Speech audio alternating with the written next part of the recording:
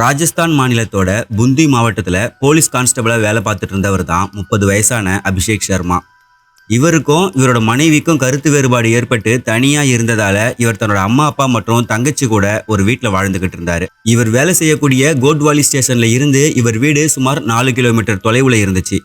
சுமார் 3 நாட்கள் லீவு முடிஞ்சதுக்கு அப்புறமா அபிஷேக் சர்மா 2019 ஆகஸ்ட் 28 அன்னைக்கு ஈவினிங் வேலைக்கு கிளம்பினாரு. அப்போ தன்னோட 25 வயசு தங்கையான ஷீத்தல் கிட்ட எனக்கு நைட் சாப்பாடு செய்ய வேண்டாம், எனக்கு நைட் டியூட்டி இருக்கு, நான் நாளைக்கு தான் வீட்டுக்கு வருவேன் அப்படின்னு சொல்லிட்டு கிளம்பினாரு.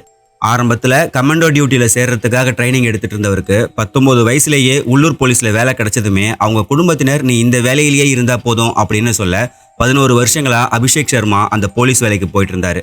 அதனால இப்படி அவர் நைட் டியூட்டிக்கு போறது அவருக்கு ரெகுலரான ஒரு விஷயமா இருந்துச்சு.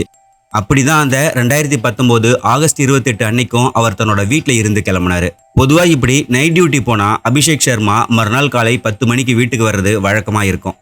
ஆனா ஆகஸ்ட் 29ஆம் தேதி காலை 11 மணி வரைக்கும் அவர் வீட்டுக்கு வரவே இல்லை.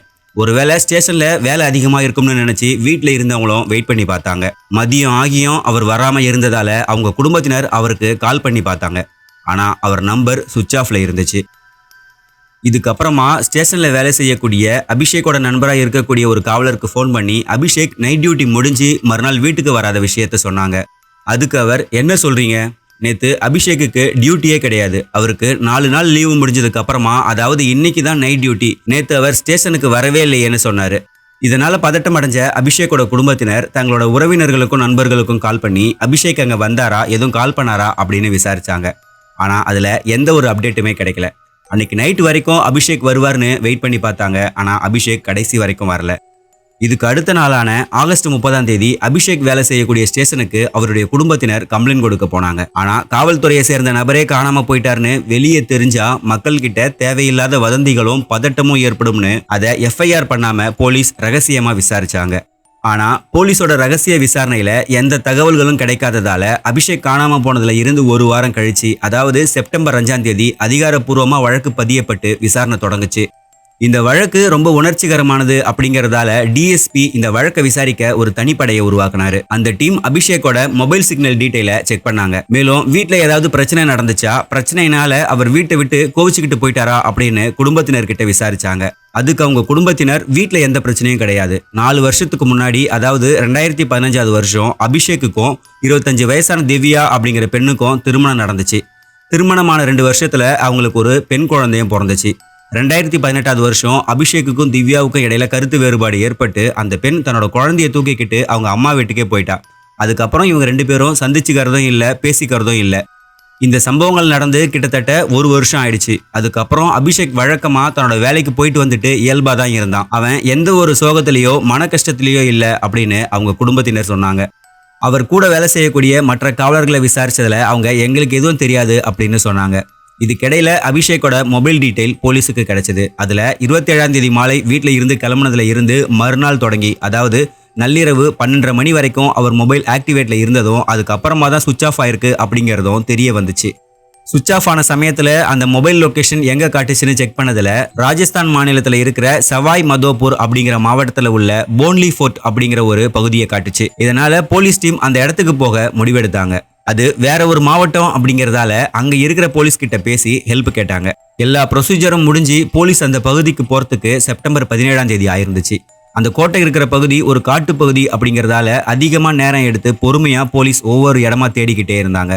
இன்னொரு பக்கம் உண்மையாவே அபிஷேக் தான் அங்க வந்தாரா இல்ல அவரோட மொபைலை யாராச்சும் எடுத்து வச்சுக்கிட்டு இங்க வந்து தூக்கி போட்டுட்டாங்களான்னு தெரிஞ்சுக்க அந்த பகுதி முழுக்க இருக்கிற எல்லா சிசிடிவி காட்சிகளையும் போலீஸ் கலெக்ட் பண்ணாங்க. இதுக்கிடையில செப்டம்பர் 23ஆம் தேதி அந்த கோட்டைக்கு பக்கத்துல இருக்கிற கரேலியா அப்படிங்கிற அணைக்கட்டை ஒட்டி இருக்கிற ஆத்தங்கரையோரம் ஒரு பேக் கிடந்ததை போலீஸ் கவனிச்சாங்க.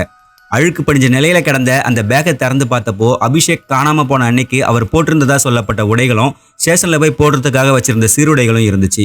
இதை தொடர்ந்து அந்த பகுதிக்கு தடயவியல் துறை அதிகாரிகள் வரவழைக்கப்பட்டாங்க. போலீஸுக்கு இருந்த முக்கியமான ஒரு சந்தேகம் ட்ரெஸ் எல்லாத்தையும் கழட்டி வச்சுட்டு அபிஷேக் தண்ணியில குதிச்சு இறந்து போயிட்டாரா அப்படிங்கிறது தான். ஆனா அந்த உடைகளை பரிசோதிச்ச தடயவியல் நிபுணர்கள் அவர் போட்டிருந்த உடைகள்ல ரத்த கரைகள் இருக்கு அப்படின்னு சொன்னாங்க.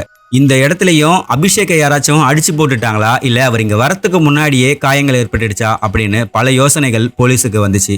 இப்படி பல குழப்பங்களோட இந்த கேஸ் அடுத்த கட்டத்துக்கு நகராம இதே இடத்துல நின்னுச்சு. இந்த நிலையில போலீஸுக்கு இன்னொரு சந்தேகமும் வந்துச்சு. அபிஷேக்கோட மனைவியோட சொந்த ஊரும் அதே சவாய் மதோபூர் மாவட்டத்துல தான் இருக்கு. அபிஷேக்கோட உடைகள் கிடந்த அந்த அணைக்கட்டு பகுதியில இருந்து அபிஷேக்கோட மனைவி திவ்யாவோட வீடு சுமார் 40 கிலோமீட்டர் தொலைவுல இருந்ததால திவ்யாவோட குடும்பத்தினர் அபிஷேக் ஏதாச்சும் பண்ணிருப்பாங்களான்னு நினைச்சு அவங்க கிட்ட தீவிரமா விசாரணை பண்ணாங்க. மேலும் அபிஷேக்குக்கு ஒரு அண்ணன் இருக்கிறதும் வேற ஒரு ஊர்ல வேலை கிடைச்சி அங்கேயே செட்டில் ஆயிட்ட அவருக்கும் அபிஷேக்குக்கும் இடையில அடிக்கடி சொத்து பிரச்சனைகள் வரும் அப்படிங்கறத தெரிஞ்சுக்கிட்ட போலீஸ் இதுக்கு அப்புறமா அபிஷேக்கோட குடும்பத்தினர்கிட்டையும் தீவிரமா விசாரணை பண்ணாங்க. இந்த ரெண்டு குடும்பங்கள்ல ஏதோ ஒரு குடும்பத்தை சேர்ந்தவங்க தான் அபிஷேக்கை ஏதோ பண்ணிருக்கணும்னு போலீஸ் சந்தேகப்பட்டாங்க. அதனால இந்த ரெண்டு குடும்பத்தை சேர்ந்த ஒவ்வொருத்தர்கிட்டையும் தனித்தனியா போலீஸ் தீவிரமா விசாரிச்சாங்க. அபிஷேக்கோட மனைவி திவ்யா கிட்ட உங்களுக்கு இடையில எதனால கருத்து வேறுபாடு ஏற்பட்டுச்சு அப்படின்னு கேட்டதுக்கு திவ்யா அதை மட்டும் கேட்காதீங்க, அது ஒரு பர்சனல் விஷயம் அப்படின்னு சொன்னாங்க. அதுக்கு போலீஸ் நீங்க தர்ற ஒரு சின்ன இன்ஃபர்மேஷன் கூட இந்த வழக்குல எங்களுக்கு பெரிய க்ளூவா மாறும் அப்படின்னு சொன்னாங்க. இதை தொடர்ந்து தான் திவ்யா அந்த ரகசியத்தை போலீஸ் கிட்ட சொன்னாங்க.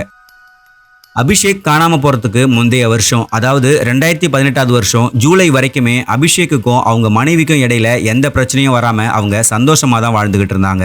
இந்த நிலையில ஒரு நாள் திவ்யா கடைக்கு போயிட்டு வீட்டுக்கு வந்து பார்க்கும்போது அங்க தன்னுடைய கணவர் அபிஷேக் ஒரு பொண்ணு கூட இன்டிமேட்டா இருக்கிறத பார்த்து அதிர்ச்சி அடைஞ்சாங்க. அந்த பொண்ணு வேற யாருமே கிடையாது, திவ்யாவோட சொந்த சித்தியோட மகள். இதை தொடர்ந்து அன்னைக்கு அந்த வீட்டுக்குள்ள பெரிய பிரச்சனையே நடந்துச்சு.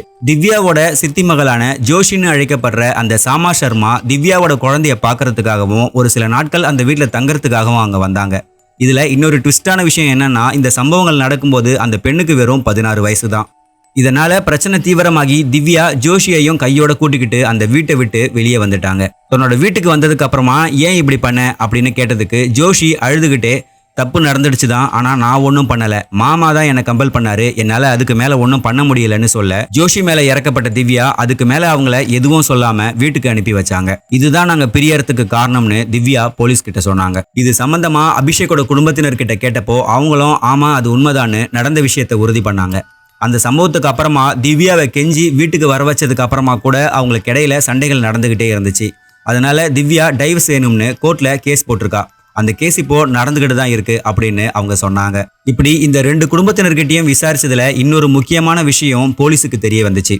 அதாவது அந்த ஜோஷியோட வீடு அபிஷேக்கோட உடைகள் கிடந்த அந்த பகுதிக்கு பக்கத்துல தான் இருக்கு அப்படிங்கிறத போலீஸ் தெரிஞ்சுக்கிட்டாங்க. அதனால இந்த கேஸ்ல சந்தேக நபர்களா ஜோஷியும் அவங்க குடும்பத்தினரும் சேர்க்கப்பட்டாங்க. ஜோஷியை கூப்பிட்டு விசாரிச்சதுல அந்த சம்பவத்துக்கு அப்புறமா அவங்க அபிஷேக்கை நேர்ல சந்திக்கவே இல்லை அப்படின்னு சொன்னாங்க. ஜோஷி உண்மையை சொல்றாங்களா இல்ல பொய் சொல்றாங்களா அப்படிங்கறத தெரிஞ்சுக்கிறதுக்காக போலீஸ் அவங்களோட கால் டீட்டெயிலை கம்ப்ளீட்டா செக் பண்ணாங்க. அப்படி செக் பண்ணதுல அவங்களுக்கும் அபிஷேக்குக்கும் இடையில எந்த தொடர்பும் இல்லை அப்படிங்கிறது தெரிய வந்துச்சு. ஆனா ஜோஷியோட வீட்டுக்கு பக்கத்துல இருந்தவங்க கிட்ட விசாரிச்சதுல ஒரு சில முக்கியமான தகவல்கள் போலீஸுக்கு கிடைச்சது. அதாவது கடந்த சில ஆண்டுகளுக்கு முன்னாடி கணவனை இழந்த ஜோஷியோட அம்மா ஒரு அங்கன்வாடியில வேலை செய்றாங்க. அதனால அவங்க வேலைக்காக வெளியே போயிடுவாங்க. ஜோஷி தனியா இருக்கிற சமயங்கள்ல அடிக்கடி அந்த அபிஷேக் இந்த வீட்டுக்கு வருவாரு அப்படின்னு பக்கத்து வீடுகளை சேர்ந்தவங்க சொன்னாங்க. இவங்க ரெண்டு பேரும் தான் மொபைல்ல பேசிக்கிறதே இல்லையே, அப்புறம் எப்படி கான்டாக்ட் பண்றாங்க? ஏதோ ஒன்று தப்பா இருக்குன்னு யோசிச்ச போலீஸ் அபிஷேக்கோட கால் டீட்டெயிலை திரும்பவும் செக் பண்ணதுல அவர் அடிக்கடி ஒரு நம்பருக்கு கால் பண்ணியிருக்காரு அப்படிங்கிறதும் அது ஜோஷி ரகசியமா பயன்படுத்தக்கூடிய நம்பர்னு தெரிய வந்துச்சு. ஜோஷி ஏதோ உண்மையை மறைக்கிறாங்கன்னு தெரிஞ்சுக்கிட்ட போலீஸ் இதுக்கப்புறம் ஜோஷியோட 2 மொபைல் நம்பரையும் கண்காணிச்சாங்க. அதில் அவங்க வேற ஒரு நம்பருக்கும் அடிக்கடி கால் பண்ணி பேசுறாங்க அப்படிங்கிறது தெரிஞ்சு விசாரணை நடத்தினப்போ அது ஜோஷியோட வீட்டுக்கு பக்கத்திலேயே இருக்கிற 19 வயசு இளைஞரான நவீன் ரங்கேஷ் அப்படிங்கிறவரோடதுன்னு தெரிய வந்துச்சு.